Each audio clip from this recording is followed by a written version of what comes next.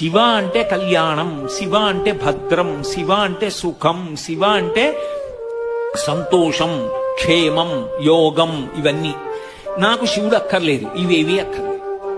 అందుకే పార్వతీదేవి సతీదేవిగా అవతార పరిసమాప్తి చేస్తూ లోకానికి అంతటికీ ఒక సందేశం వచ్చింది. భవో నహోద్భేష్టి శివం శివేతరః. శివద్వేషంతో బతికితే, శివుణ్ణి నింద చేస్తే శుభాలు రమ్మంటే ఎందుకు వస్తాయిరా అని అడిగింది. అంటే శివనింద ప్రమాదమునకు కారణం, శివారాధన క్షేమమునకు శుభ పరంపరలకు కారణం.